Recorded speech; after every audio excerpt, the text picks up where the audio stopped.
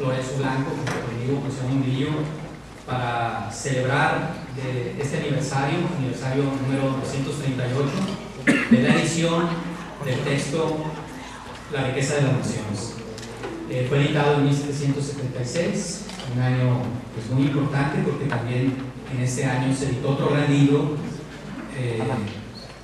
Declinación y caída del Imperio Romano, de Edward Gibbon, que también es uno de los grandes clásicos de las ciencias sociales. Y también en 1776 se inicia pues, la independencia de las colonias inglesas en América, ¿sí? Y se da a conocer la Declaración de Independencia escrita por Tomás Jefferson. Entonces es un año que algunos dirían años mirables, año maravilloso, ¿verdad? Bienvenidos entonces a esta celebración. Conocen ya al doctor Lorenzo Blanco, no hay necesidad de presentarlo, y bueno, yo los conozco prácticamente a todos ustedes, y bueno, a nombre de la facultad les damos la bienvenida, y personalmente yo le agradezco al doctor Lorenzo Blanco esta idea, porque la idea es de él, de celebrar, pues, de alguna manera, este aniversario número 238 del padre de la economía política o del padre de la economía moderna, Adam Smith. Dividimos esta celebración en tres partes. La primera parte, pues nos vamos a ir de lo general a lo específico. La primera parte me toca a mí y hablaré un poquito del contexto social de Adam Smith y quién fue Adam Smith como persona, como profesor, como economista. La segunda parte la tendría el doctor Lorenzo Blanco, que haría una presentación sobre el pensamiento económico de Adam Smith, básicamente vinculado a su texto de La riqueza de las naciones. Y en una tercera parte habría, si nos permite el tiempo, espero que sí, una sesión de preguntas y respuestas, de comentarios de ustedes, ¿verdad? Con mucho gusto lo haríamos. Bien, pues vamos a iniciar la primera parte, que vendría siendo una charla. Creo que me llevaría unos 20 minutos, 25 minutos en torno a Adam Smith y su circunstancia. Adam Smith nace en 1723 y muere en 1709. El filósofo español José Ortega y Gasset acuñó una expresión que fue moneda fuerte durante varias generaciones de hispanoparlantes: yo soy yo y mi circunstancia. Esa moneda intelectual orteguiana aún se empleaba en mi juventud, así que de manera sencilla la retomo de mi caja de tesoros para usarla aquí en torno a Adam Smith, padre de la economía moderna. Para comenzar, vayamos al símbolo evidente. Adam Smith y el Adán bíblico son padres. No disputemos por ahora sus paternidades, tomémosla tal como la tradición nos las ha legado. ¿Cuáles eran los rasgos circunstanciales de nuestro padre, Adam Smith? Adam Smith fue ante todo un hombre ilustrado, un personaje del siglo de las luces, un creyente, valga la paradoja, en la ilustración. La ilustración nació en Holanda en el siglo XVII y se extendió de inmediato por la Gran Bretaña. Pero fue Francia quien popularizó las ideas del iluminismo mediante la labor de sus filósofos y de la gran obra publicista de la enciclopedia. Adam Smith es británico, es decir, un súbdito de la monarquía de los Hanover, perteneciente al reino de Escocia. Escocia, junto a los territorios de Inglaterra, Gales e Irlanda, formaba desde principios del siglo XVIII el reino de la Gran Bretaña. Holanda y Escocia son los creadores de la modernidad decimonónica, las sociedades guiadas por las economías de mercado y los regímenes políticos democráticos.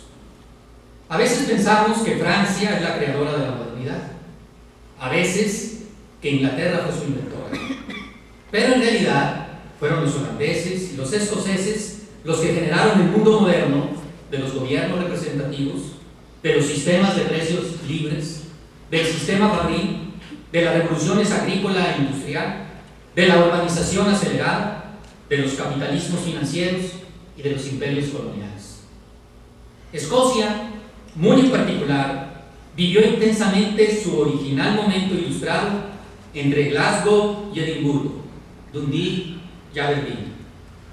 Generó también el maquinismo británico de la primera revolución industrial y cambió para siempre el mapa económico de Gran Bretaña. Se cuentan entre los genios de la ilustración escocesa a Francis Hutcheson, el gran maestro de Adam Smith en la increíble Universidad de Glasgow, el nunca olvidado Hutcheson, en palabras de nuestro economista fundador. David Hume, el genio del iluminismo europeo, el mejor amigo de Smith, quien fue su ejecutor testamentario en 1777 y a quien defendió valientemente por su postura atea declarada. James Hutton, el extraordinario geólogo que combatió con pico en mano la idea creacionista de los fundamentalistas bíblicos y quien a su vez fue el ejecutor testamentario de Adam Smith. Adam Ferguson, William Robertson, sociólogos e historiadores de la llamada Escuela Escocesa. Genio escocés del maquinismo británico fue James Watt, el inventor de la máquina de vapor. Los escoceses derramaron su genio industrial en las Midlands inglesas de Liverpool, Manchester, Sheffield y Birmingham, desplazando a la Merry Old England del sur.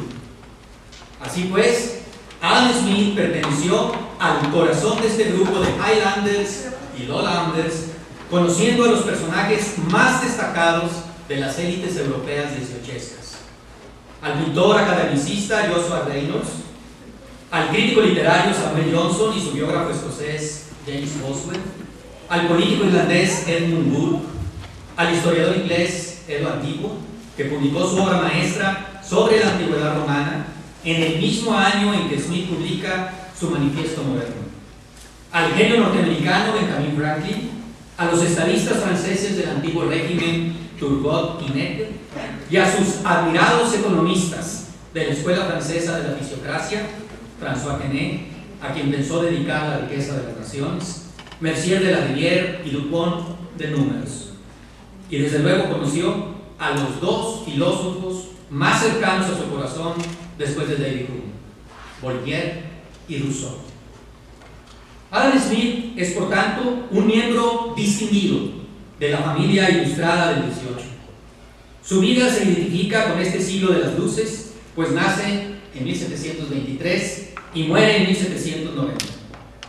Su ciudad natal, Kirkcaldy, es un pequeño puerto escocés de Fife, frente al Mar del Norte y frente a Edimburgo.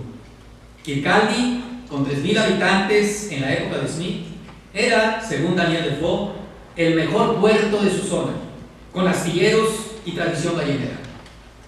Sal, carbón mineral, lino, cerámica, linóleo se convierten en sus productos peculiares.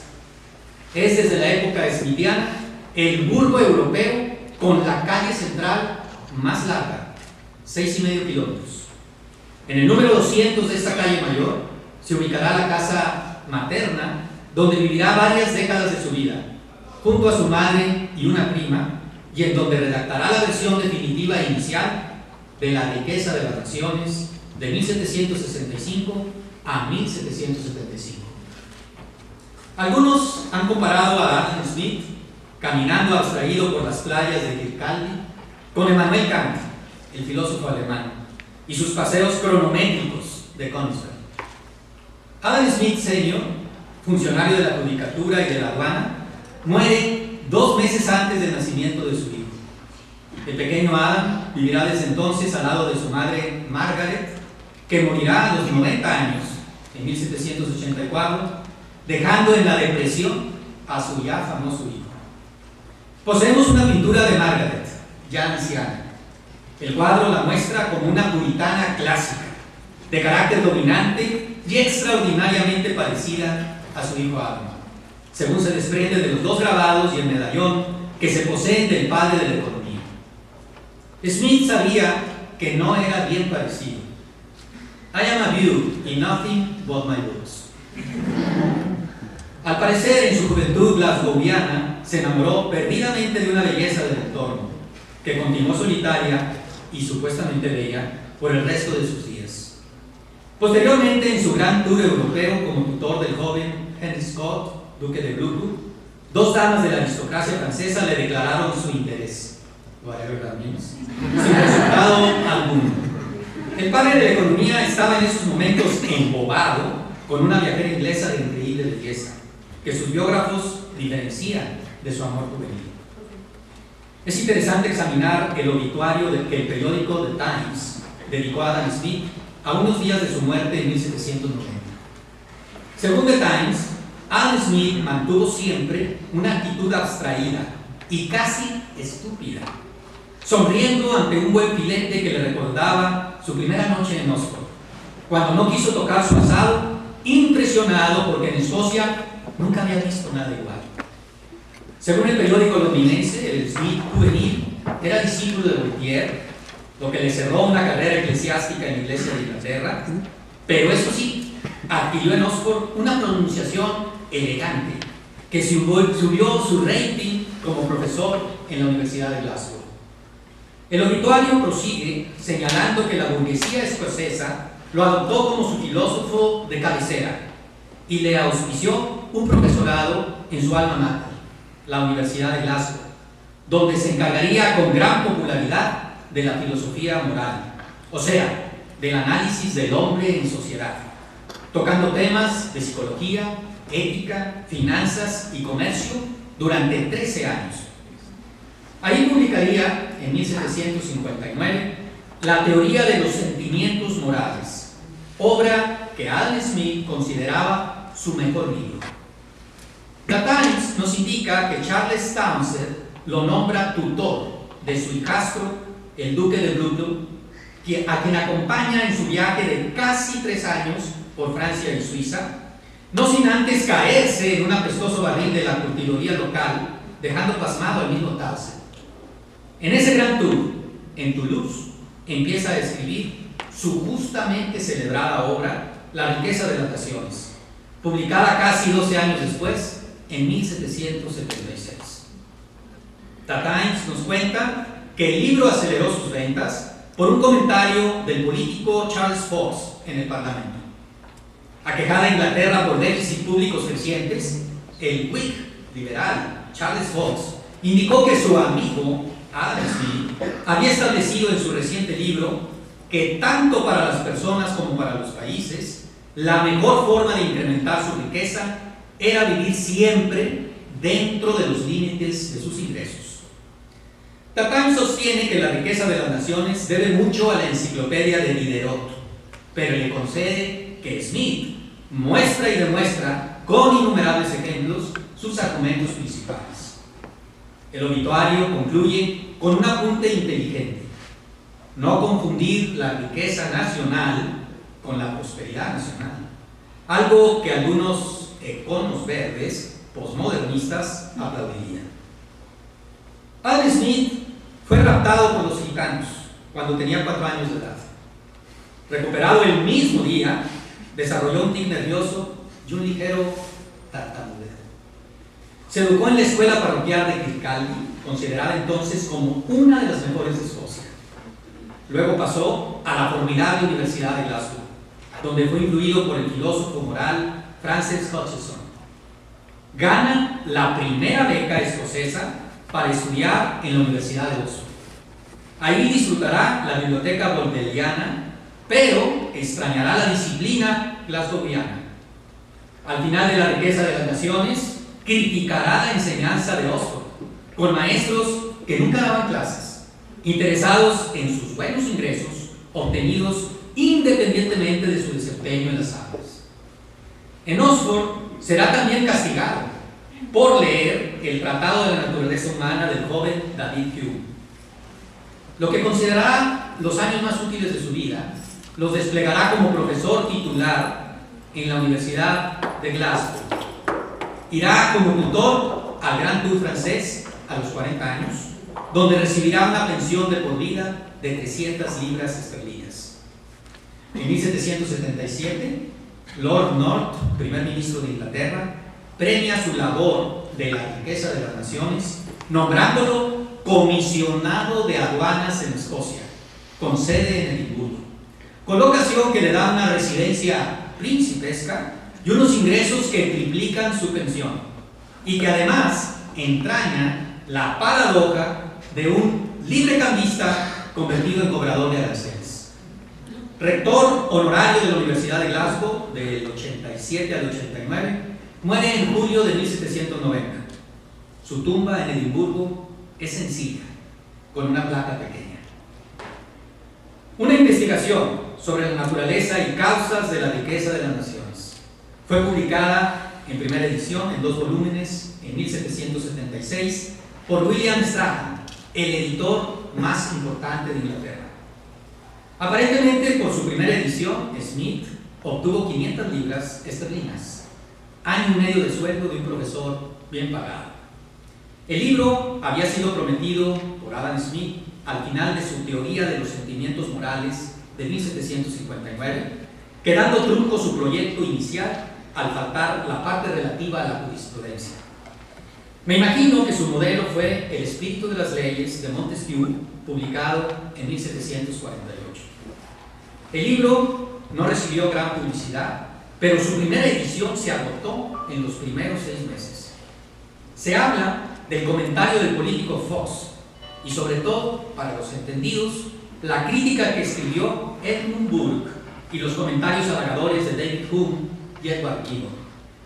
Precisamente Gibbon publicó también en 1776 el primer volumen de su obra Decadencia y caída del Imperio Romano.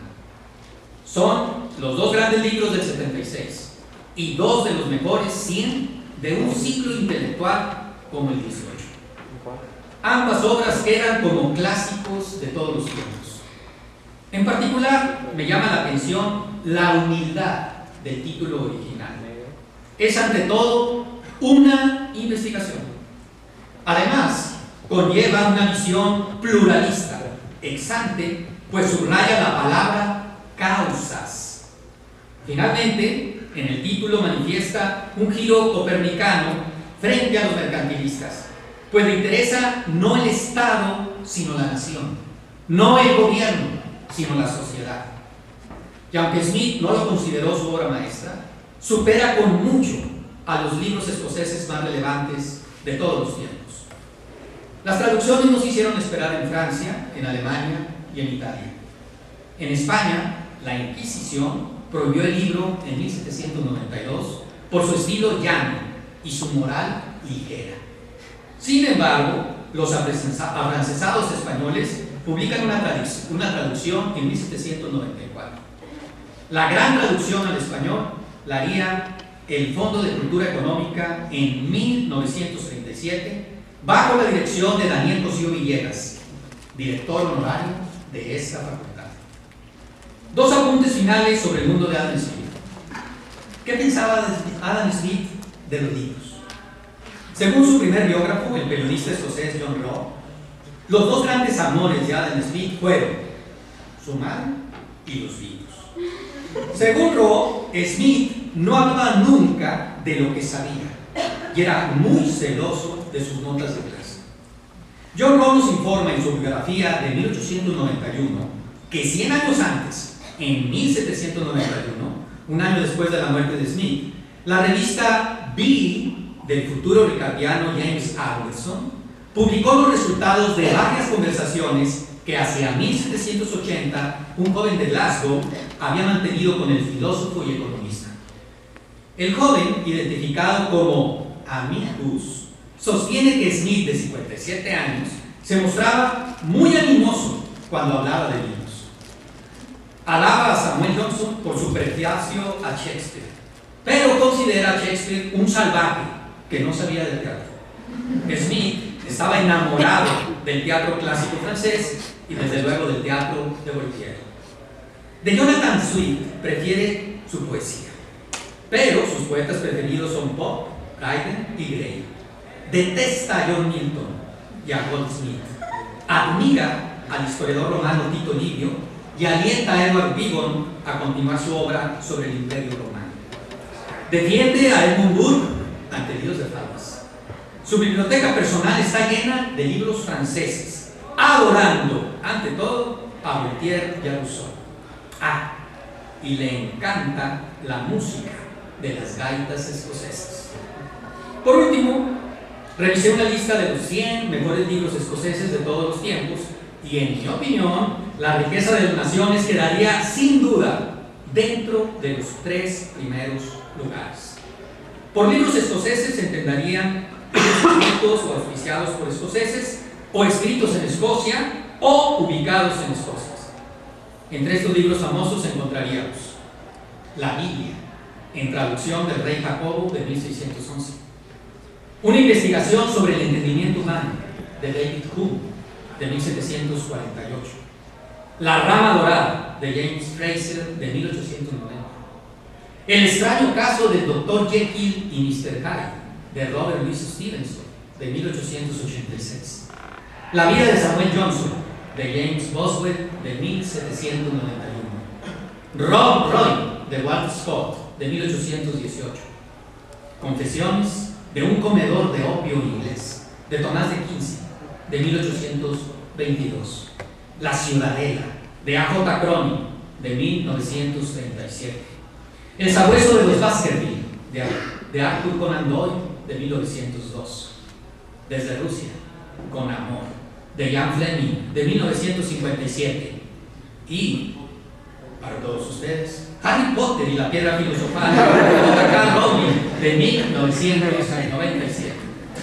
El mejor tributo que podemos hacer a Adam Smith es leer completo su libro, La riqueza de las naciones. Su texto reúne lo mejor del siglo XVIII y lo mejor de la sabiduría humana. Es diverso, es divertido, es sencillo, es extenso y es muy pesado. Muchas gracias.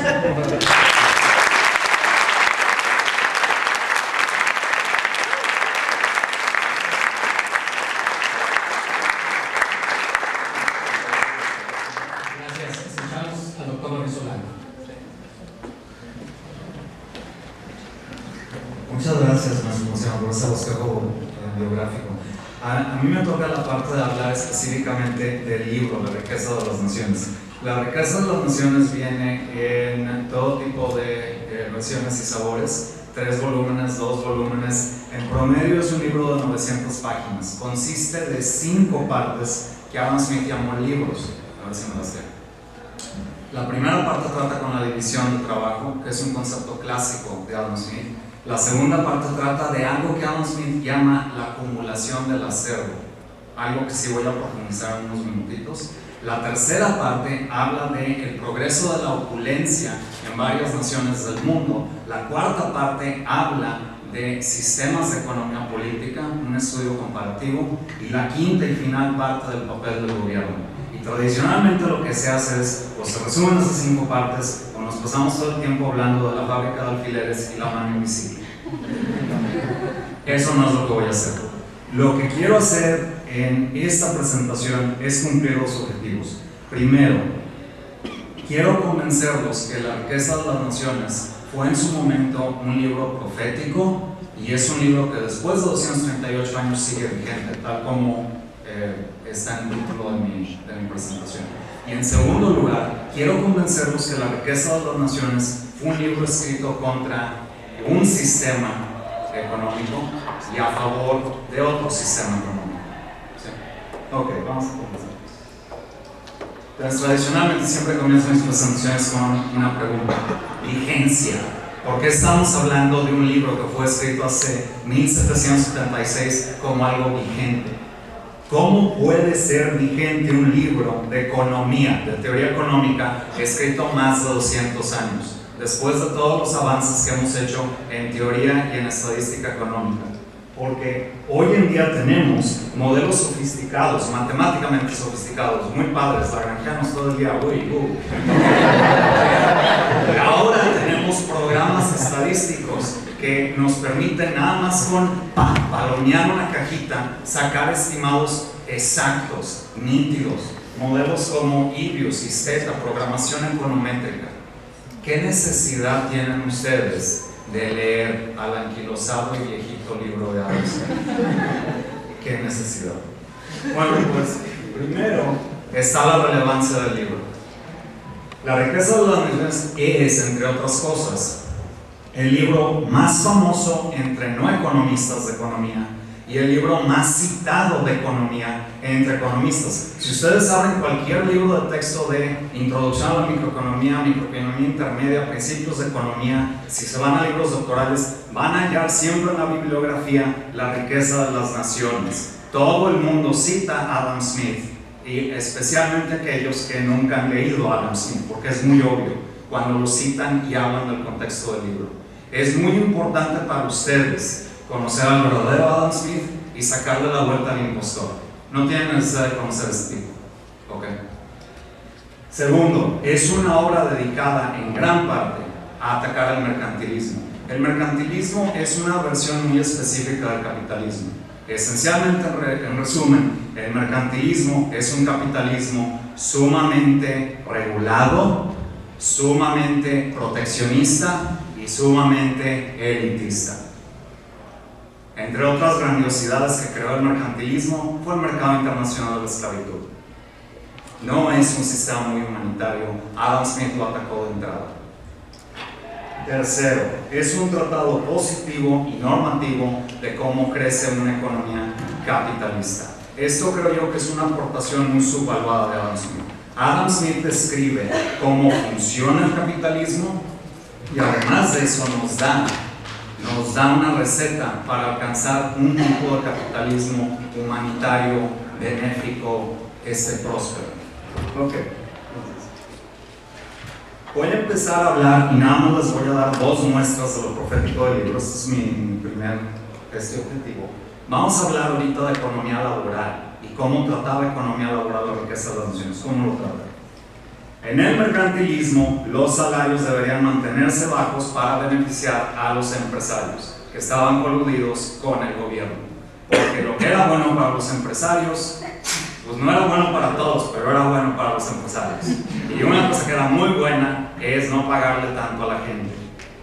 Una población numerosa garantizaba salarios bajos, soldados y marinos en abundancia.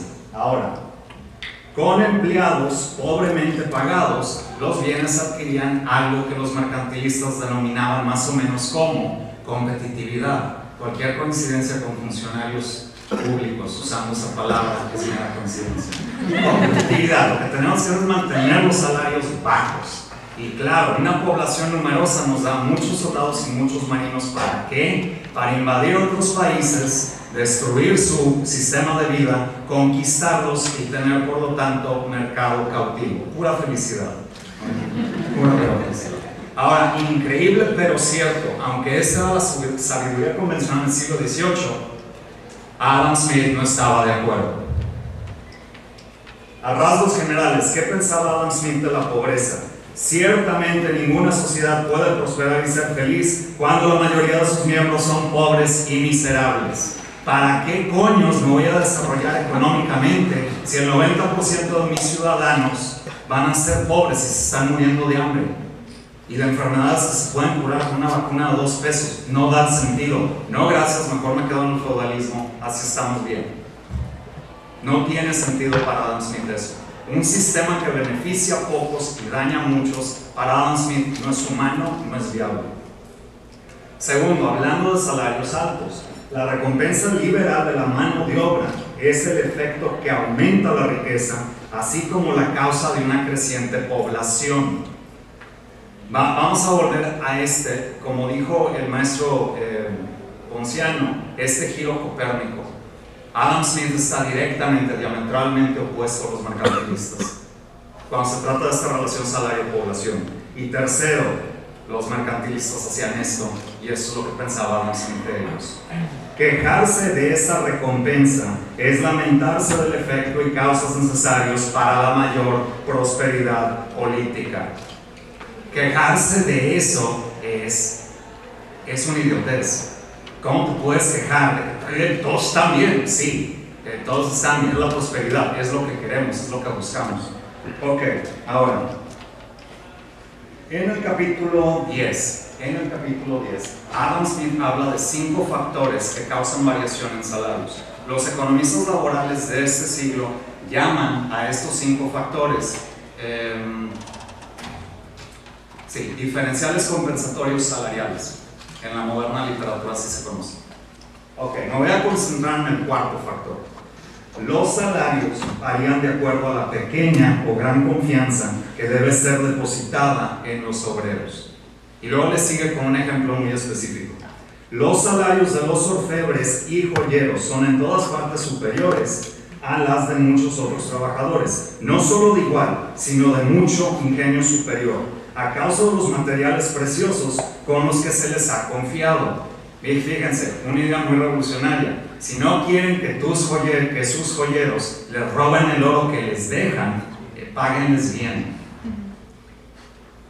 Esa es una idea que muchos no economistas no entienden. Yo, por ejemplo, estoy a favor que un policía mexicano gane buen dinero, gane como unos 40-45 mil pesos mensuales. Policías, que tengan seguro de vida, prestaciones muy buenas. Y la gente me dice, Lencho, estás loco. ¿Cómo puedes tolerar que un tipo que ni siquiera tiene carrera gane más que tú? Pues eso sí lo puedo tolerar, porque es preferible a que ese tipo gane 15 mil pesos por parte del gobierno y 30 mil pesos por parte del narcotráfico. Yo prefiero dar los 45 mil, especialmente si trae pistola y R15. Yo realmente prefiero tener. Yo no sé ustedes, ¿verdad? No sé ustedes. Ok, entonces la primera implicación de esto es que es el giro copérnico del cual hablaba el maestro. Los mercantilistas tenían esta fórmula para éxito. Fíjense, población numerosa, salarios bajos. Y luego nos vamos por todo el mundo presumiendo que tenemos salarios bien bajos para atraer inversión. Cualquier coincidencia con Salinas de Gortari es eso, mera coincidencia. Esa es la fórmula para el éxito. Vamos a favorecer a la mayoría de la población y vamos a ser competitivos. Okay. Adam Smith pensaba esto.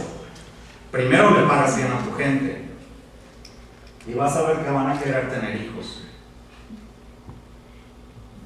Porque van a tener la esperanza de que sus hijos van a ganar lo mismo, o quizá la esperanza de que vivan mejor. Y si los padres de familia tienen esa esperanza en sus hijos, adivinen qué, hay alta productividad. Y una variable que malamente omití aquí, y es una variable económica muy importante: felicidad. La gente está feliz en su chamba, quieren ir al trabajo, están motivados. Y una población numerosa para Adam Smith no conlleva salarios bajos y miseria, porque esa población numerosa está bien remunerada. Va a mayor extensión del mercado, lo cual aumenta la división de trabajo, lo cual aumenta la productividad, lo cual aumenta los salarios, lo cual nos hace aún más felices. Y la población sigue creciendo y hay mayor extensión del mercado. No es un ciclo virtuoso, porque un ciclo implica que regresamos al mismo lado. Esta es una espiral, sale de la pantalla. Es una economía que siempre está creciendo. El optimismo está por todo el libro. Adam Smith, en el fondo, era un hombre muy optimista y plasmó en su libro La riqueza de las naciones ese optimismo, pero solamente si siguen esas recomendaciones. Pasemos al campo, economía laboral, perdón, hay otra implicación. Los factores que Adam Smith puso en La riqueza de las naciones fueron, oh sorpresa, redescubiertos con Ibius y Stata siglos después. Aquí les doy un ejemplo. El título creo que lo dice todo. ¿Tenía razón Adam Smith? No sé. Otra prueba de la teoría de diferenciales compensatorios salariales. Los autores Duncan y Holmlund encuentran que, chincheros, 200 años más tarde, este cuate tenía razón. La estructura salarial sí funciona así. Otro libro que se escribió a mediados de los 80 por parte de un querido profesor mío y su esposa, que ahora es presidente de la Reserva Federal, Janet Yellen y George Akerlof. Lo traduzco título en español. Fue un libro editado por ellos, disculpen.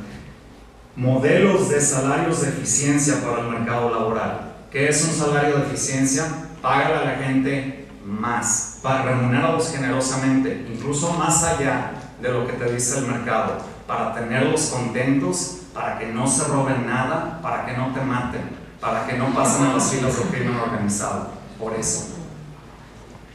Estos salarios de eficiencia fueron descubiertos, y no miente porque la fecha del librito es muy clara, por Adam Smith 210 años antes de que Yellen y Akerlof publicaran su obra.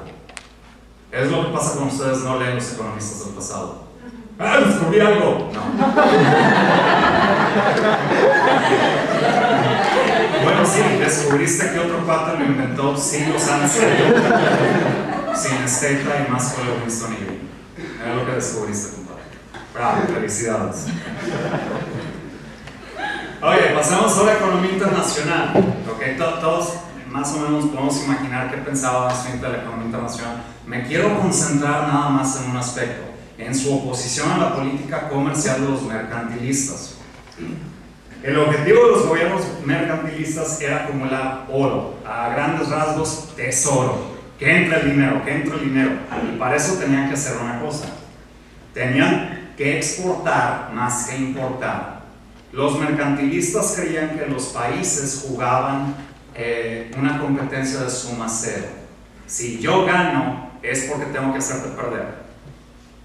Y ni modo, compadre, así es la vida. Perro contra perro, país contra país, vamos a conquistar colonias, vamos a hacer esto. Ahora, para cerciorarse que esa inequidad se respetara, los mercantilistas diseñaron políticas geniales, como por ejemplo, sectores protegidos con aranceles. Todo sector que estaba amenazado por bienes más baratos de allá afuera estaba protegido por una muralla arancelaria y de otras restricciones.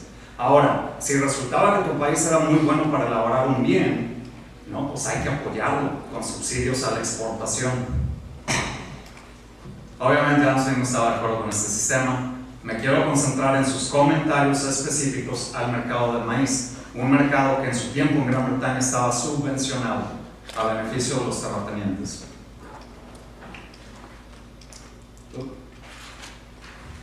La abundancia del maíz, dice Smith, que se ha de observar, así como toda otra recompensa, me asustaste, así como toda otra recompensa de exportación, impone dos impuestos entre los pueblos, perdón, entre la gente, lo traducí eso mal, los cuales, primero, los políticos no pagan por el subsidio con su cartera, con el dinero de su cartera. Usan el dinero de otra gente, para eso se pintan solos, les encanta usar el dinero de otra gente, gente como ustedes. El impuesto que están obligados a contribuir los ciudadanos con el fin de pagar este subsidio. Segundo, el impuesto que surge de la valoración, o sea, del aumento de precio de la mercancía en el mercado interno. Estamos hablando de Gran Bretaña hace más de 2 siglos, entonces eso ya fue en 1776, ¿verdad? Ya tenemos Taylor, eso ya no pasa. Bueno. Ok. Vamos a hablar de la política agropecuaria común de la Unión Europea. Y lo voy a hacer con un diagrama muy sencillo. Miren, aprendí a dibujar. Estoy orgulloso de estas reglas. Ok, tenemos precio en el eje vertical, cantidad en el eje horizontal. Miren, demanda inversa, oferta inversa. Y ahora, si no hubiera absolutamente ningún tipo de importación de Europa, ni exportación, si Europa fuera una fortaleza completamente cerrada, el equilibrio sería, como ustedes lo aprendieron, intro a la micro, porque intro a la micro ahorita es micro cerrada, en el cruce entre las dos curvas. Si hubiera libre intercambio, los europeos gozarían de un precio más bajo. Y ese precio más bajo causaría un exceso de cantidad demandada. Q sub S es cantidad ofrecida, ahí está a la izquierda de Q sub B, cantidad demandada. ¿Cómo cubrimos esa brecha? Importando comida. Ahora estoy usando los verbos hubiera, palabras así, porque Europa obviamente no es una fortaleza, no es un país en autarquía. Pero lo que mucha gente no sabe es que Europa tampoco goza de libre intercambio. La política agropecuaria común de la Unión Europea tiene, entre otras tareas, creo que se está reformando, pero a comienzos del siglo XXI especialmente tenía un aspecto fundamental. Vamos a ayudar a los agricultores europeos. ¿Cómo? Vamos a fijar el precio de los productos alimenticios por arriba del precio en libre intercambio. ¿Y cómo le vamos a hacer? Bien fácil. Hay un chorro de europeos que no son agropecuarios, vamos a cobrarles a todos que pichan. Ahora, ese precio superior a P sub LI, fíjense lo que causa, algo muy curioso. un exceso de cantidad ofrecida. Y esa brecha se cubre de una de dos maneras. Una no la puse porque quiero ser amable. Tiran comida. La otra, la exportan. La política agropecuaria común transforma un país que debería ser importador de comida en un país que le exporta a todo el mundo. De hecho, la regala en algunos casos. Vamos a ver si Adam Smith sigue vigente. La política agropecuaria común tiene dos efectos. Chis, los impuestos aumentan. No, pues sí, porque hay que pagar la pachanga a los agricultores europeos. Número dos, ahí está el segundo impuesto del cual habla Smith. Los precios aumentan. Fíjense en algo, los libros de texto no lo enfatizan mucho. El precio bajo el subsidio de exportación es mayor al precio de libre intercambio, eso todos lo sabemos, pero se les olvida mencionar a todos que el subsidio de exportación es mayor al precio de autarquía. Les saldría más barato a los contribuyentes europeos amurallar el continente y poner submarinos en el Atlántico y el Mediterráneo para destruir cualquier embarcación que amenazaría a Europa con bienes más baratos. Eso les saldría mucho más barato. En el año 2000, para darles un ejemplo, estos subsidios fueron ahí más o menos de 50,000 millones de dólares. Hay países en el mundo que no tienen un PIB de 50,000 millones de dólares. Ahora, Adam Smith no mencionó un efecto adicional, un efecto que es resentido por todos fuera de Europa. Las repercusiones mundiales de esta política son un exceso europeo de cantidad ofrecida, claro, desploma los precios de bienes del sector primario en el resto del mundo, particularmente en países que dependen altamente de agricultura, o sea, particularmente de países pobres, de África, Asia, América Latina. La gran ironía, para mí, es que algunos de estos agricultores, particularmente en Italia, pertenecen a organismos como la Liga Norte, un partido político de extrema derecha, salud, que está en contra de inmigración de países pobres. Qué curioso, ellos la crean y luego no la quieren. Ellos crean la pobreza a la cual se oponen. Ok, ya los convencí de que lo que Adam Smith escribió en 1776 pronosticó muchas cosas que tenemos en teoría, al menos eso espero. Y creo haberlos convencido que lo que escribió Adam Smith hace mucho todavía es relevante, porque los mercantilistas nunca jamás desaparecieron. Se quedaron, se disfrazaron de otras formas, cambiaron su retórica. Ahora lo que quiero es distinguir la versión smithiana de esa visión mercantilista. Una visión, un estereotipo que tiene mucha gente acerca del capitalismo. Adam Smith comienza con división de trabajo y dice, entre otras cosas, que la división de trabajo da acumulación de capital.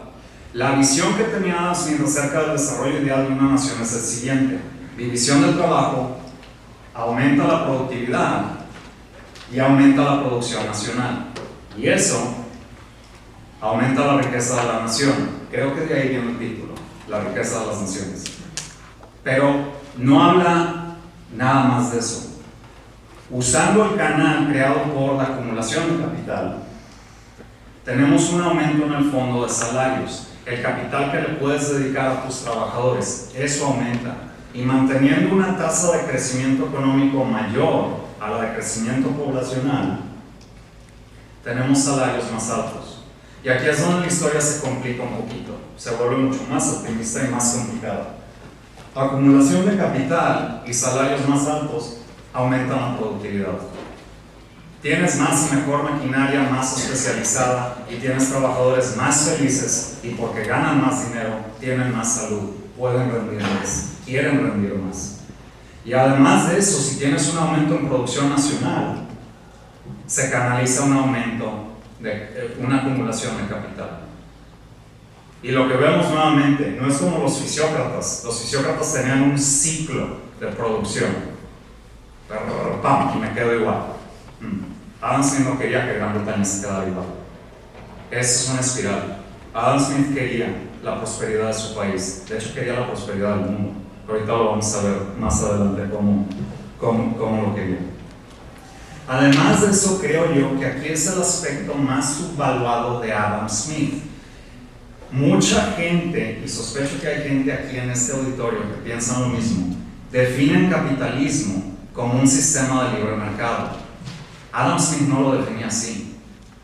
Y por lo mismo yo creo que esta fue una aportación genial de Adam Smith. Acuérdense, Adam Smith estaba en contra de un tipo de capitalismo, el mercantilista, y estaba a favor de otro tipo de capitalismo. Pero el rasgo común de ambos, lo que los hacía capitalistas, era la acumulación de capital. El capitalismo es un sistema económico basado en la acumulación de capital. Si fuera basado en libres mercados, le llamaríamos libre mercadismo, no le llamaríamos capitalismo. Y eso, aunque Adam Smith no le puso un nombre, nos tuvimos que esperar a don Charlie Marx para que le pusiera nombre a eso. Eso fue muy importante para la economía clásica. Y creo yo que eso se perdió en la economía neoclásica. Los economistas neoclásicos me recuerdan mucho a pececitos en un lago. Les preguntas qué es un lago, no saben. Siempre han vivido en el capitalismo, entonces no saben cómo definirlo. No saben. Es un sistema donde puedes hacer lo que quieras, es un sistema donde se premia el mérito. Sí, puede haber variantes así, pero el rasgo esencial es eso, acumulación de capital. Seguimos con la visión de Adam Smith. La distribución de ingreso, a diferencia de lo que marxistas y otras personas piensan, la distribución de ingreso en este capitalismo sería equitativa, sería igualitaria. ¿Por qué? En primer lugar, en un sistema de libre competencia en capitales haría una disminución de la tasa de beneficios a un promedio y un promedio bajo. Hay un sector innovativo, se van las empresas a ese sector innovativo. Entre más empresas hay, más competencia hay para acaparar clientes. En un sistema de libre competencia donde no hay privilegios, ¿qué tienen que hacer las empresas? Disminuir el precio. Ahora, claro, esas empresas traen consigo maquinaria y esas máquinas, hasta hoy en día, con toda la tecnología que tenemos, no se manejan solas. Necesitan traer gente y para traer gente necesitan subir salarios altos, trabajadores productivos y felices. Otro pilar fundamental de esta sociedad para Smith está en el último libro. El gobierno sería transparente y respetaría la libertad natural de todos. El gobierno también sería mínimo. Adam Smith le asignó tareas muy específicas al gobierno. Sí, defensa nacional, seguridad pública y un sistema judicial. ¿Y quieres un Pemex, compadre? Comprueba que eso es necesario. Además de eso, los impuestos de este gobierno serían, y aquí vienen las 4 características elementales de impuestos de Adam Smith, serían progresivos. Yo no sé por qué hay tanta polémica al respecto. Podemos estar en desacuerdo con Adam Smith y querer un sistema de impuestos que todos paguen lo mismo. Podemos tener eso. Adam Smith no creía en eso y lo dijo varias veces. Entre más ganes, más aportas. Entre menos ganes, menos aportas. Creo que eso tiene que ver con su reacción al mercantilismo, porque en el mercantilismo, obviamente, los que más tenían, menos aportaban. Para eso tenían la mayoría pobre y hambrienta. Ellos se aportan, yo no. ¿Por qué? Yo soy dueño del gobierno. ¿Oh? ¿Se atoró? Se le acabó la batería. ¿Se le acabó la batería? No. Nada más es cuestión de insistir. Además de eso, los impuestos son uniformes y predecibles en cantidad y forma. Yo sé lo que voy a pagar. No necesito contadores para averiguar lo que voy a pagar en impuestos. No necesito pasarme 3 horas descifrando jeroglíficos para saber qué voy a pagar, cuánto voy a pagar y cuándo. Además de eso, el tercer rasgo, eran mínimos en costos de recaudación. Adam Smith no necesariamente era el mejor amigo que tenía el gobierno. La razón por la cual quería que el gobierno no gastara tantos recursos en recaudar impuestos es para que el gobierno fuera chiquito. No necesitas tener una policía fiscal, o si la tienes es mínima, porque estos impuestos son transparentes, claros, predecibles y mínimos, y además de eso son convenientes de pagar.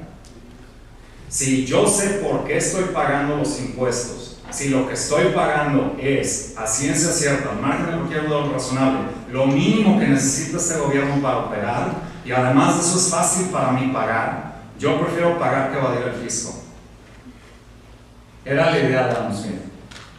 Esa era la idea de Adam Smith, el sistema fiscal que él quería. El otro pilar, volviendo al ámbito de comercio internacional, era libre comercio. Los países iban a comerciar en completa libertad, con restricciones mínimas, teniendo más que ver con seguridad pública, o hoy en día con impacto ambiental, etcétera, etcétera. Pero era todo mínimo. Lo importante era enfatizar el libre comercio. Ahora, ¿cómo le hace un país? No me gusta esta palabra, pero la voy a usar como quiera. ¿Cómo le hace un país para ser competitivo si le paga muy bien a sus trabajadores? Eso es fácil. Como hay libre competencia, hay tasas de beneficios bajas y eso compensa por los altos salarios. Además de esto, Smith se imaginaba que este sistema era internacional, mundial. Todos los trabajadores están ganando bien y hay competencia en todo el mundo. Vuelvo otra vez a la idea de igualdad económica. No era Adam Smith un admirador de la desigualdad ni de la pobreza, no le gustaba. Entre más ricos, y esta fue una idea revolucionaria en el siglo XVIII, entre más ricos mis socios comerciales, mis vecinos, mejor. Y los mercantilistas no estaban de acuerdo. De lo que se trata es fregar al otro. Adam Smith, no, estás fregando a tu cliente. De lo que se trata es ayudar a tu cliente a ser rico y próspero. Y de esa manera, libremente, sin tener que esclavizarlo, sin tener que conquistarlo, sin tener que matar soldados o sacrificar marinos, van a comprar tus bienes. Adam Smith se imaginaba que el capitalismo podría ser un vehículo para la paz mundial. Esta segunda idea viene de la teoría de sentimientos morales, pero está presente en la riqueza de las naciones. Y otro pilar fundamental, y con esto voy a terminar la visión smithiana, parte de esos impuestos irían a financiar un sistema de educación pública y universal. Pública y universal, gratuita. Fuera de los impuestos no pagas por educación. ¿Por qué? Adam Smith lo pensaba necesario por esto. Contrarrestaría lo negativo del capitalismo. Adam Smith reconocía que a mayor especialización nosotros nos íbamos a hacer buenos en nada más una tarea: oprimir un botón, jalar una palanca, despejar lagrangianos. O sea, la especialización iba a llegar al grado que podría embrutecer al ser humano. Para contrarrestar eso necesitábamos educar a toda la gente, de toda clase social. Era increíblemente importante porque esa educación sería garante de una sociedad culta basada en virtud civil. Ya estoy a punto de terminar y quiero empezar la conclusión con una pregunta. Mucha gente piensa que leer La riqueza de las naciones es una pérdida de tiempo, porque es un libro viejo, Adam Smith se equivocó de muchas cosas, no tiene regresiones, ¿por qué voy a leer eso?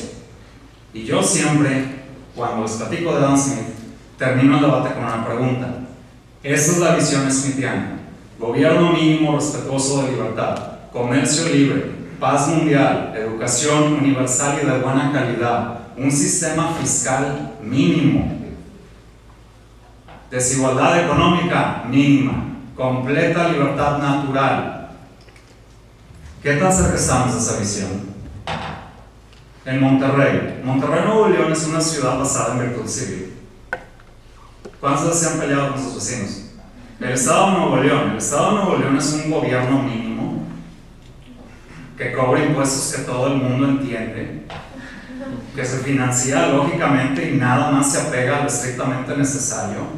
México es un país donde no hay subsidios de exportación, no hay aranceles, no hay mercantilistas, no hay corrupción, todo es transparente. El mundo, pregúntenle a la gente de Ucrania si ellos creen que hay paz mundial. Pregúntenle a la familia del pobre africano en Uganda, que lo quemaron vivo nada más por ser homosexual. Pregúntenle a estas personas qué tan cerca estamos. ¿Y saben por qué no estamos cerca de esa visión? Porque no leemos a Adam Smith. Nada más por eso. Porque hace 238 años él nos dijo cómo alcanzar esa sociedad. Él nos dijo que esa era la meta. Pero no lo hacemos. Nos divierten más los lagrangianos. Dibujo de matemáticas. Yo no digo que eso no sea importante, picar las tetas, todo. Yo también me divierto mucho con eso, pero no puedo ignorar eso. Entonces, lo que yo quiero hacer es hacer un llamado a la acción. Quiero pedirles 3 favores a todos ustedes que vinieron aquí. Primero, por favor, lean La riqueza de las naciones. El maestro Ponciano dijo que el mejor honor que le pueden hacer a Adam Smith es leer todo el libro. Yo no lo honro tanto, debo confesar. Pero hay excelentes ediciones en la biblioteca. Saquen un ejemplar, lean un capítulo, lean varias hojas. Hay versiones resumidas del libro, pueden leerlas y darse una idea muy buena de lo que esta persona aportó a la economía, a la filosofía y varias otras ramas. Acuérdense de una cosa, Adam Smith es un escritor increíble. Leer a Adam Smith, dijo Mark Blau, es leerlo en voz alta. Ustedes van a empezar a leer a Adam Smith, inevitablemente van a empezar a leer las palabras en voz alta. Es como una canción casi. Escribe muy bien. Y el tono optimista del libro levanta ánimos, cura depresiones incluso. Ahora, si no quieren ir a la biblioteca, porque, Luis Chávez les ve feo, se les subió el poder si no quieren ir a la biblioteca, pueden ir al internet a www.econlib.org y ahí está todo el libro. Nuevamente, pueden leer un capítulo, pueden leer todo el libro si quieren, lo que ustedes quieran, pero lean a Adam Smith. Lo segundo, defiendan sus cursos de historia. Yo no quería que pasara esto en esta escuela, pero está pasando en todo el mundo. Historia económica e historia del pensamiento económico son igual de importantes que micro, macro y econometría. Son esenciales para un economista. Un economista que no tiene historia es un economista mocho, un economista amputado. Pero hay mucha gente en el mundo que no entiende eso. Y en vez de tener 2 semestres de historia del pensamiento económico y 2 semestres de historia económica, ahora nada más tenemos 1. Y nada más tenemos 1 porque hay gente que se va a quejar si quitan eso completamente o lo hacen optativo. Ay, ándale, Lorenzo, pues si los chavos realmente quieren, van a estudiar historia del pensamiento económico. Ay, ándale, doctor, pues si los chavos realmente quieren, van a tomar microbes. ¿Qué tal? Vamos a hacer eso optativo. No, es un ataque. Es un ataque por parte de gente que no aprecia la historia. Y la historia en economía es muy rica, tanto de la profesión como la visión del economista. Aprender acerca de la revolución industrial, la Gran Depresión, la crisis de 1995 en México, la crisis de la deuda en América Latina de 1982, todo eso es sumamente importante para su formación. Y tercero, no dejemos de celebrar el 9 de marzo. Y hay una razón por qué, y espero que esto los incentive a mantener esta tradición. Cuando yo cursé la carrera en la Universidad de Texas en Austin, nadie me habló del 9 de marzo de 1776. Absolutamente nadie. Luego yo fui al posgrado de la Universidad de California en Berkeley, que supuestamente es muy buena escuela de economía, yo creo que sí. Nadie celebró el 9 de marzo de 1776. Luego me fui a trabajar en una universidad en Estados Unidos, Universidad de Texas en El Paso. Nadie en el Departamento de Economía y Finanzas celebraba el 9 de marzo de 1776. Aquellos que se han ido de intercambio y han ido a escuelas de economía en Francia, España, etc., ustedes pueden refrendarlo. Nadie celebra el 9 de marzo de 1776, por lo tanto, adivinen qué, este evento es único en el mundo.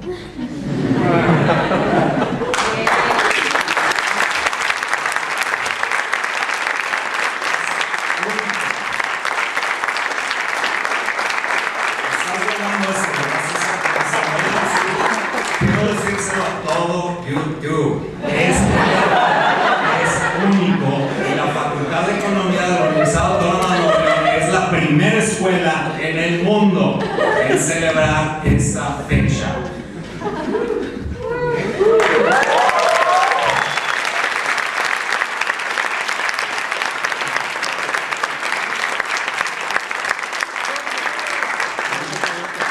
Entonces, hacer más que desearle a la riqueza de las naciones un feliz cumpleaños.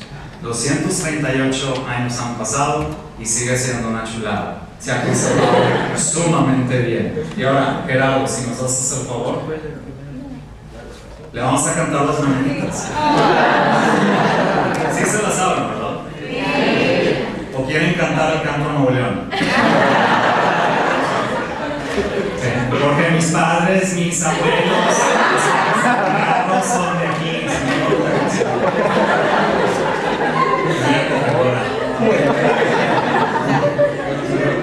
vamos a cantar las mañanitas. Se las saben. Al micrófono.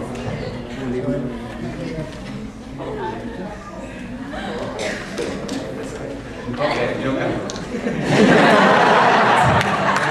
Cante conmigo, por favor.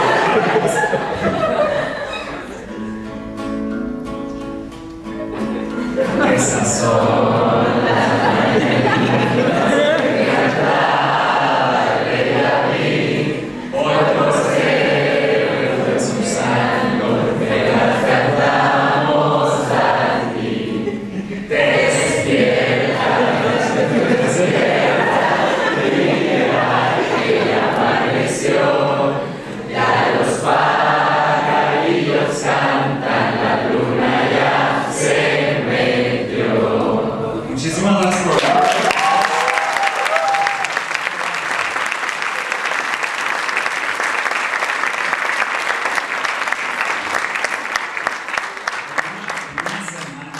una llamada a mi asesora de tesis, Lorenzo, ¿qué coño estás haciendo? Ok, ahorita vamos a tener una sesión de preguntas y respuestas, pueden hacer comentarios, queremos convertir esto brevemente en una conversación, en un diálogo. Gracias. Si alguien tiene una pregunta, dale, Sí. ¿Qué tanto en tu, digamos, en tu exposición, o sea, qué tanto crees o qué tanto te faltó tal vez tocar en el hecho de que, pues yo también he leído el libro, no completamente, desgraciadamente, también así como tú, pero en parte de lo que yo me enfoqué, que me pareció muy importante, es como Adam Smith hablaba de emerger un precio natural de las cosas, tanto también como en el salario. No es tanto que el salario fuera asignado fantasmagóricamente, un salario alto, sino que la misma libertad, la misma competencia llevaría a una especialización porque iba a permitirle al trabajador en sí, a más alta competencia, recibir o remunerar más cercano a lo que es su valor natural de su labor. Sí, mira, me salté la parte de precios naturales y precios de mercado, porque de la riqueza de las naciones podemos hablar todo el día. No, pero esto va directo al corazón de lo que son los salarios. Yo no quise insinuar que el salario era mágicamente fijado. Adam Smith se imaginaba inicialmente, y tienes que acordar que es una labor de síntesis, entonces hay varias ideas a la vez. La idea que yo rescaté cuando leí el capítulo de salarios es que los salarios se fijaban por medio de negociación entre trabajadores y el patrón. Entonces nosotros, tal como tú lo dijiste y tal como lo dije en la parte de competencia de capitales, sí, la libre competencia idealmente iba a reducir los precios e iba a alzar los salarios. Y entonces tenías un ciclo, una espiral virtuosa, hermano. Pero en ese sentido, la especialización de labores, de hecho, es parte de lo que estoy escribiendo ahorita, ahora te voy a platicar más a detalle. Esa misma especialización de labores fue la que nos llevó, digamos, a cosechar un más alto rédito de su labor. Sí, indudablemente. ¿Por qué? Porque lo que, bueno, sí, no estoy tratando de, bueno, hay una pregunta atrás de esto, no déjame llegar a ella. Esa misma especialización nos llevaba a tratar de remunerar los mismos ejemplos que también se hablaban de que buscaban las maneras, ya ellos cuando pueden negociar, digamos, a un mejor salario, pueden llegar a un mejor salario, tenían la libertad, digamos, de poder capturar más de ese beneficio, podían, ellos mismos fueron los mismos empleados fueron los que empezaron a innovar para poder reducir, no solo tener una mayor ganancia por medio del salario financiero que se iba monetario, que se iba a pagar, sino que podían ellos mismos ser los que empujaban la tecnología, la innovación, el mismo trabajador, cuando se especializaba, empujaba la innovación para poder, digamos, reducir el esfuerzo que requería el hacer su trabajo. Sí. ¿Okay? Entonces, digamos, en ese sentido eran ellos y por la misma competencia lo que empujaba, digamos, una mayor remuneración. Pero ¿qué tanto esto se ve limitado en el hecho de que todo esto fue descrito por Adam Smith muy correctamente, hablando de maquinarias y herramientas nuevas, y todo eso, que él estuvo al principio y realmente no fue un observador de lo que fue ya la revolución industrial tal cual la vio, digamos, ya Marx, o la vio Pascal. Sí. ¿Quiere contestar?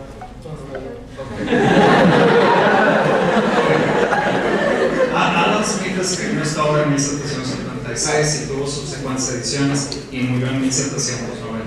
La gran disyuntiva es esta: si usan los mismos datos que usó Marx, ese primer periodo de revolución industrial fue cuando comenzó todo lo feo, todos los despojos, toda la migración de mala manera a la ciudad, los hacinamientos, etc.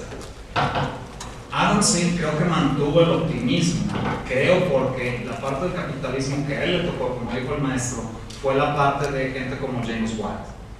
Él vio en la máquina de vapor, él vio en el iluminismo, vio en la enciclopedia de Diderot, porque tienes que acordar que Diderot era padre de artesanos, ¿no? Sí, entonces la enciclopedia tenía en gran parte herramientas y cosas que usaba el carpintero, etc.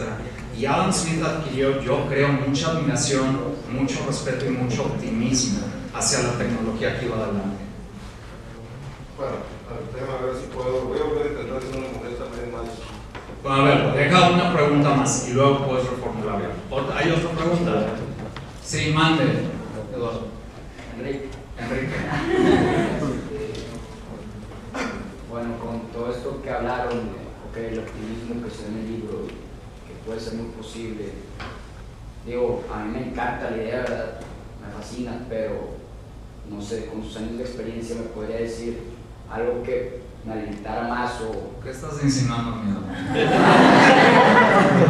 No, o sea, pues digo, tienen más experiencia, son más viejos que yo. Menos jóvenes.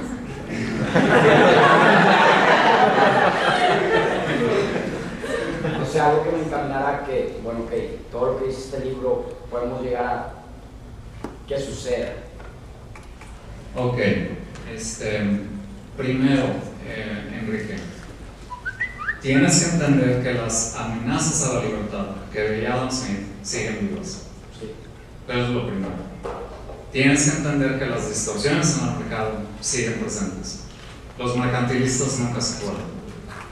Cambiaron su retórica a una retórica en donde decían que lo que querían hacer era imponer aranceles para ayudar a la gente trabajadora. Querían subsidiar la exportación para ayudar al campesino pobre. ¿Sí? Querían regular la economía para ayudar. ¿Tienes, por ejemplo, el ejemplo de la política agropecuaria común? Un estudio en 2003 de la Unión Europea reveló que esta política estaba distorsionando los precios en Europa y causó polémica.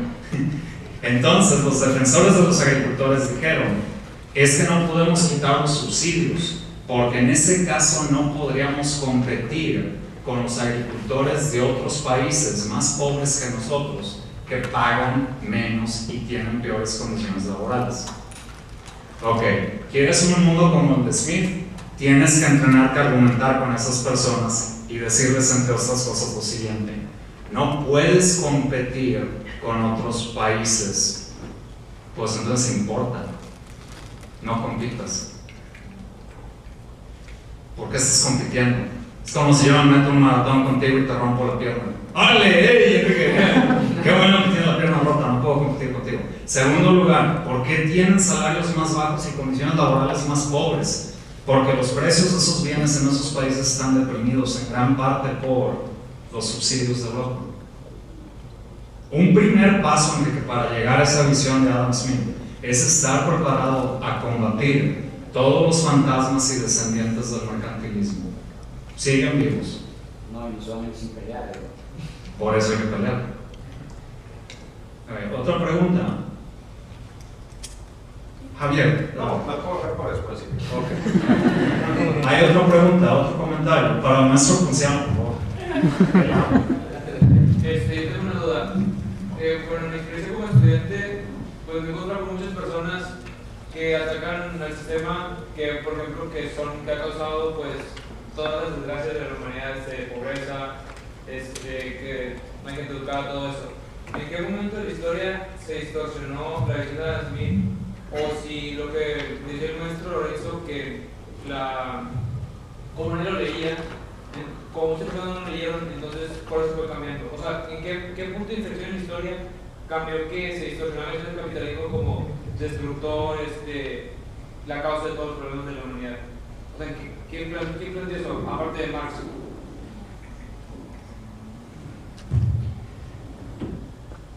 Yo veía a Adam Smith dentro de un discurso.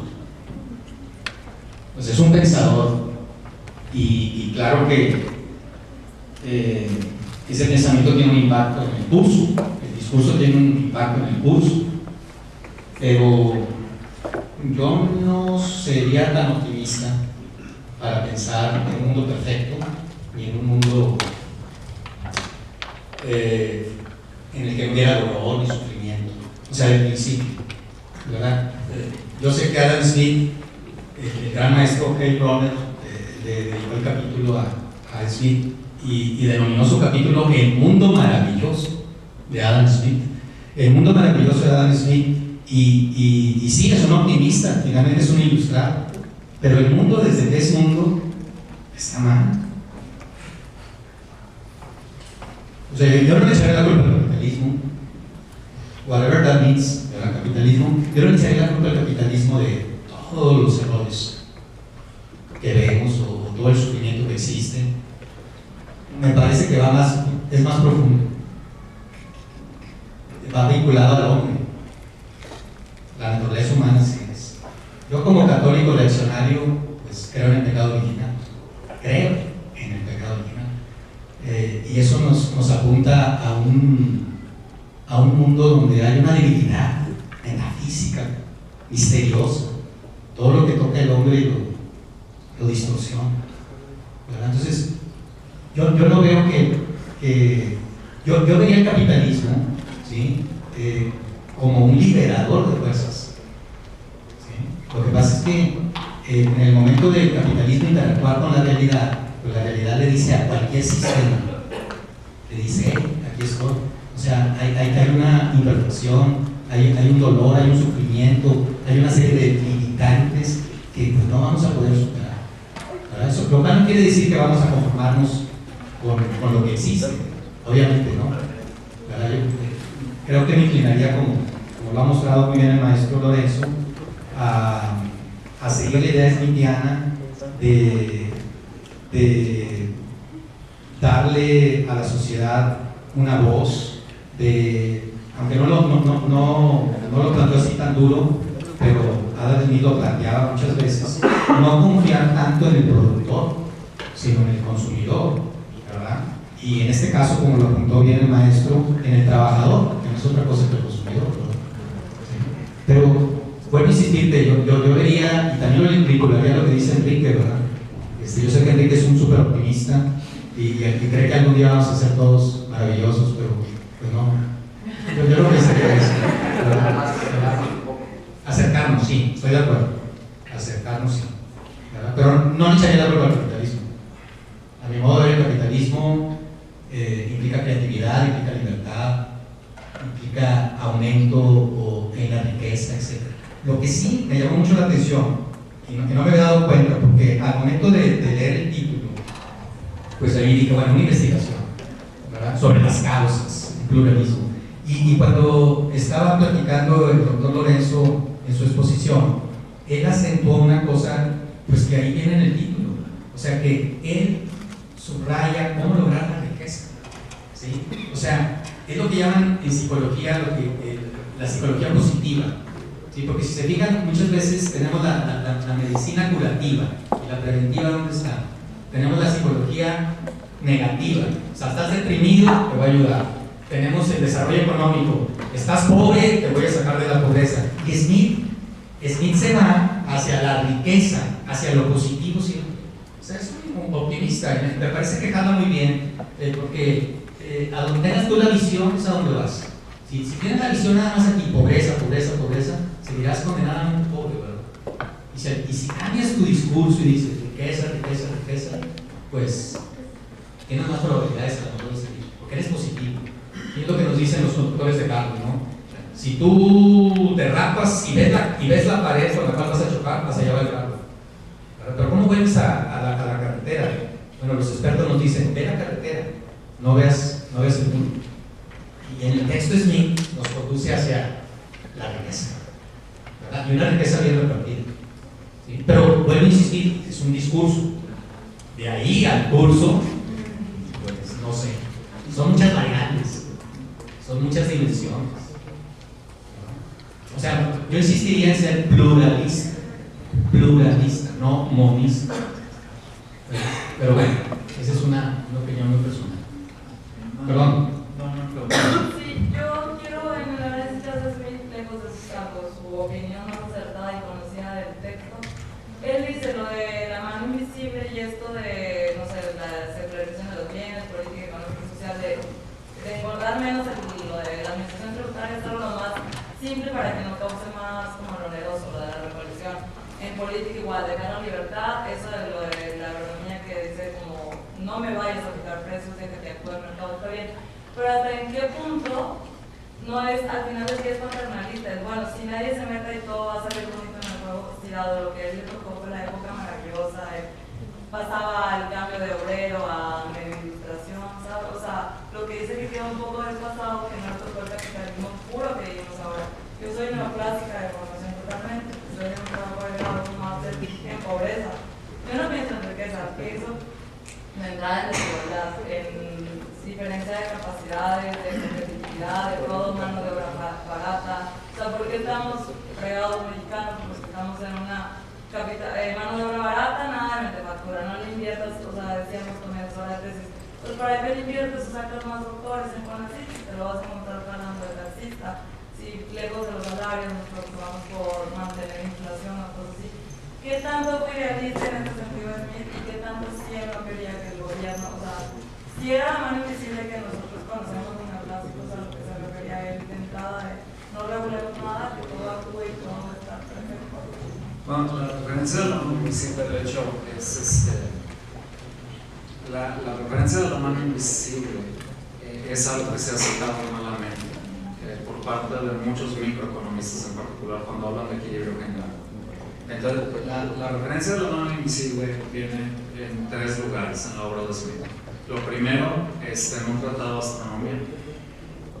Las órbitas de los planetas se mueven en conjunto, cual si fueran movidas por manos invisibles. Unidad del iluminismo. Dios es el gran relojero. Nos dejó el mecanismo, lo activó y se alejó. Hay leyes, hay que investigarlas.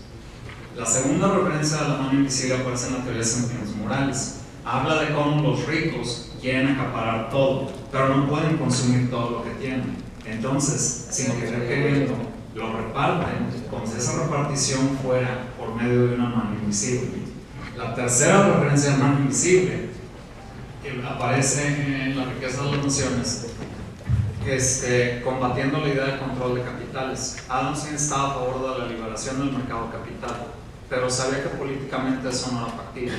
En La riqueza de las naciones escogió mentir y dijo lo siguiente: no se preocupen, pueden quitar los controles de capital en Gran Bretaña y esos capitales regresarán a Gran Bretaña o aliados por una mano invisible. Mano invisible no tiene mucho que ver con leyes de fair, o sea, una economía poco reglamentada. Fue otra. Ahora, tu pregunta original era ¿qué? ¿Cómo? O sea, que si él sí era libre, o sea, pensador de que no, nada de intervencionismo para nada. Ok, mira. Adam Smith fue profesor universitario. Sí conoces profesores universitarios, ¿no? Todos somos soñadores. Carlos Marx fue un soñador, Alfred Marshall fue un soñador, John Maynard Keynes. Si lo escuchas hablar de cómo el Fondo Monetario Internacional y el Banco Mundial ya van a arreglar todo y ya nunca jamás va a haber gran depresión. Él también fue un soñador. Todos los académicos, grandes o pequeños, somos soñadores. Y como dijo el maestro, sí, son sueños. Necesitas sueños para salir adelante, pero sí, inevitablemente van a contrastar con la realidad. Es la manera en que contestaré la pregunta, maestro.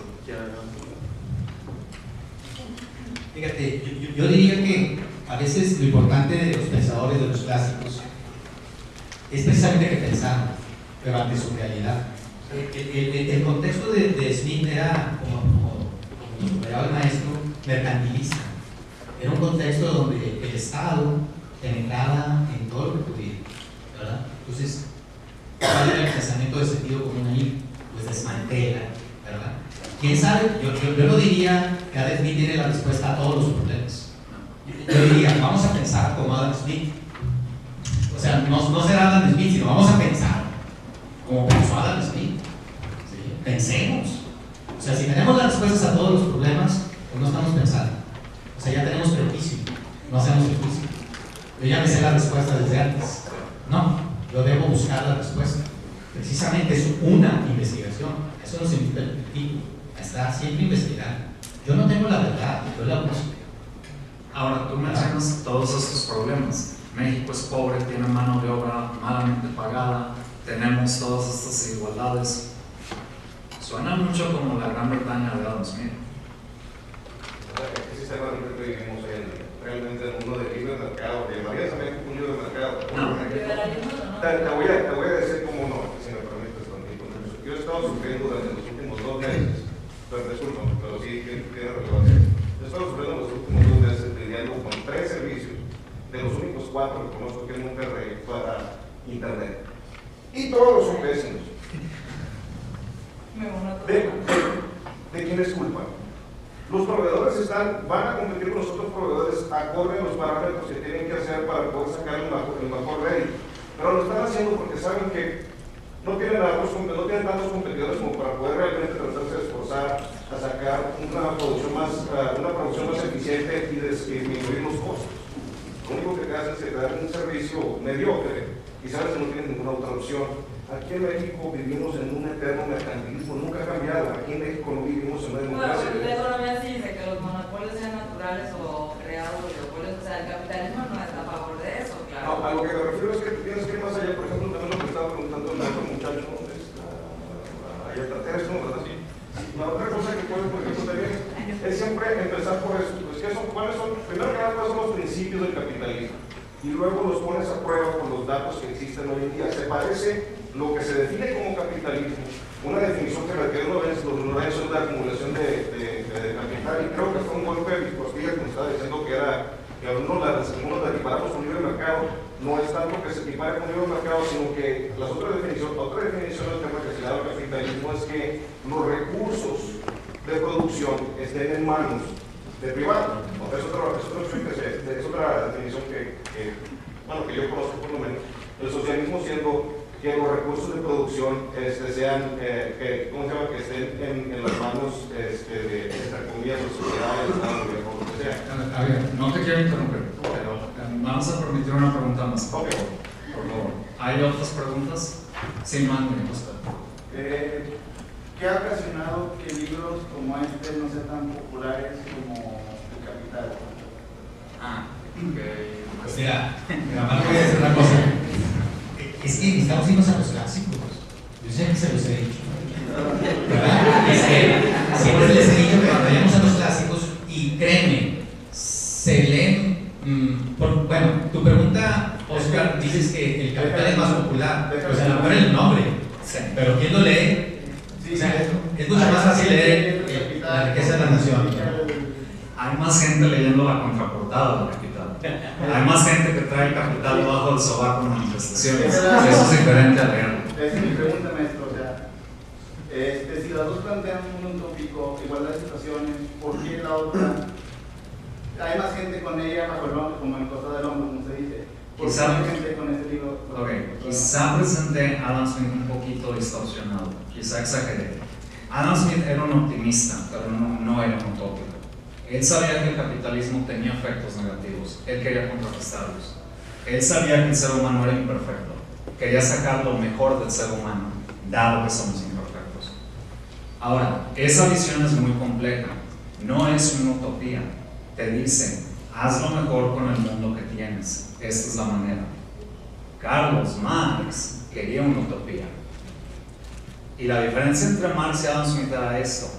Carlos Marx quería una utopía y estaba tan seguro que iba a ser mucho mejor que lo que teníamos ahora, que no había problema si había una revolución violenta, no había problema si había un partido a la vanguardia dirigido por una clase social, no había problema si había represión temporal, porque todo es por un bien, que va a llegar a algún día. Ahora, ¿qué visión es más popular? Cuando uno es joven, pobre y enojado con el gobierno. Acuérdate una cosa, Oscar. Adam Smith no tenía un manifiesto capitalista.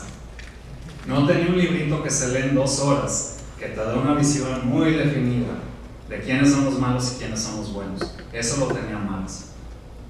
Adam Smith tenía esto, un libro de 900 páginas, escrito en inglés británico.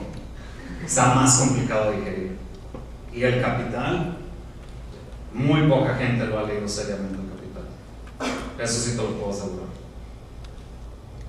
Maestro, si quiere. Sí, no, bien, estoy de acuerdo con Lorenzo. Bueno, pero al mismo tiempo, recuerda, mal o bien, la mitad del mundo vivió gran parte del siglo XX bajo las ideas, entre comillas, de Marx, ¿verdad? Y tenemos un experimento histórico que fracasó. Un experimento histórico que fracasó tanto en la parte del bienestar material como en la parte de la libertad. ¿Sí? Entonces el capitalismo, entre comillas, tal como existe, el capitalismo real, tiene muchos errores, ¿sí? Pero a lo mejor es el menos peor de los sistemas. Ni modo, ¿verdad? Y nada más complementaría con la idea del mercantilismo latinoamericano. Es obvio, Latinoamérica hay un mercantilismo, pero histórico, ¿verdad? Una pregunta, Lorenzo. En Berkeley tienen un curso que se dedica específicamente al capital, ¿verdad? O sea, el libro capital. Claro, ¿verdad? No hay. No. Creo que vieron o hay ¿en qué universidad? ¿En la universidad?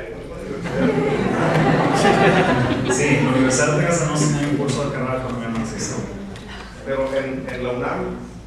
No sé, no conozco planes de estudio de Lo que quiero preguntar es porque he escuchado que existen hasta 2 o 3 cursos que se dedican yo me acordé porque creo que había venido un presentador aquí que estaba hablando que tuvo como 3 cursos de... En Chile. Sí, en Chile. Capital volumen 1, capital volumen 2, número 3. Y eso pasa en muchas universidades latinoamericanas, creo yo. Sucede en muchas partes. En muchas partes, pero no me acuerdo en el último lugar que haya escuchado que hay uno o dos cursos que básicamente pudieras cubrir un curso completo nomás con este libro. Sí. Que se dedicara, no hay, ¿por qué no hay eso? ¿Por qué si hay cursos sobre Marx y no hay cursos de este libro? Te puedo decir por qué, Javier, una razón, nada más una. La Revolución Cubana y las ideas románticas que emanaron de la Revolución Cubana. Nunca subestimas el impacto que tuvo la Revolución Cubana en América Latina. Hasta la literatura cambió. Si no hubiera sido por la revolución, Carlos Fuentes no hubiera escrito La región más transparente del aire y no hubiera escrito La muerte de Don Artemio Cruz. Definitivamente no hubiera escrito esas obras. Y como economistas, el, entre comillas, ejemplo, el romanticismo asociado con la revolución, con las playas de Che Guevara, las canciones de Silvio Rodríguez, sí tuvieron un impacto, creo yo, en el currículum de varias escuelas. Entonces, otra pregunta, Amanda. Bueno, o sea, yo creo que hay como un problema. Normalmente la gente dice o te vas con Smith o te vas con Marx.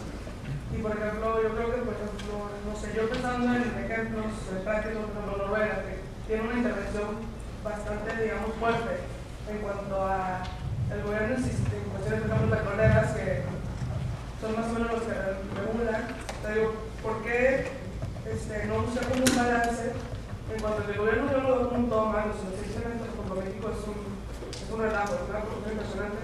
Entonces, porque, o sea, ¿cómo encontrar ese nivel de decir, bueno, el gobierno puede ocultar esto, pero también dejar que la gente se regule como estamos nosotros, decir, bueno, hay un libro general que se va a dar? Para empezar, Adam Smith sí era un moderado. No nada más soñaba con optimismo, era un moderado. Por ejemplo, una recomendación que él dio, si una industria está protegida por aranceles y emplea un número increíble de personas, lo más sano es quitar el arancel poco a poco. Las tareas de gobierno que dije, las tres son esenciales, pensaba Smith, porque en el mundo de Smith, o quizá él no se dio cuenta, de empresarios que querían construir carreteras, un sistema nacional de carreteras, un sistema nacional de policía, un sistema de defensa nacional. Pero fuera de esas tres tareas, Adam Smith decía, sí, el gobierno puede tener tareas adicionales, pero tenemos que examinar el impacto de esas tareas. Podemos tener un sistema como Noruega, nada más demuéstrame que va a ser benéfico para los noruegos y que no va a lastimar a los vecinos de Noruega. Sí, tienes que entender algo. La riqueza de las naciones puede ser un libro muy contradictorio.